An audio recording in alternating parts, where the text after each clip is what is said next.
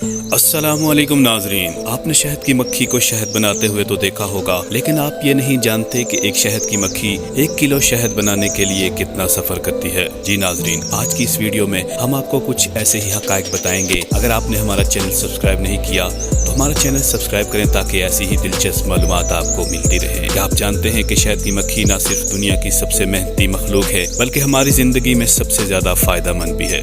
आज की वीडियो में हम यही जानेंगे। शहद की मक्खी फूलों से नेक्टर यानी रस जमा करती है।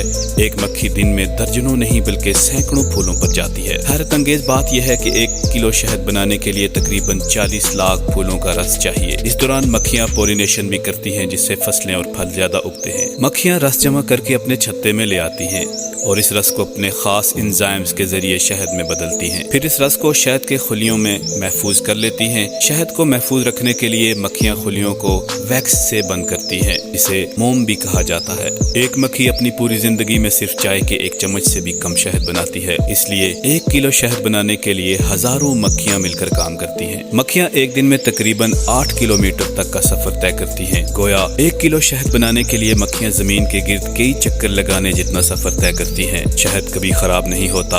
हजारों साल पुराना शहद भी खाने के काबिल रहता है। शहद की मक्खी के बगैर जमीन पर फसलों का 70% निजाम खत्म हो सकता है। दुनिया में सबसे ज्यादा शहद चीन, तुर्की और भारत में पैदा होता है। एक छत्ते में आमतौर पर 20,000 से 60,000 तक मक्खियां रहती हैं। दोस्तों, अब आप जान गए होंगे कि शहद की मक्खी की मेहनत कितनी अजीम है। जब भी आप शहद खाएं, याद रखें कि इसके पीछे लाखों फूलों और हजारों मक्खियों की मेहनत छुपी है। अगर वीडियो पसंद आए तो लाइक जरूर करें, सब्सक्राइब करें और दोस्तों के साथ शेयर करें। मिलते हैं अगली वीडियो के साथ।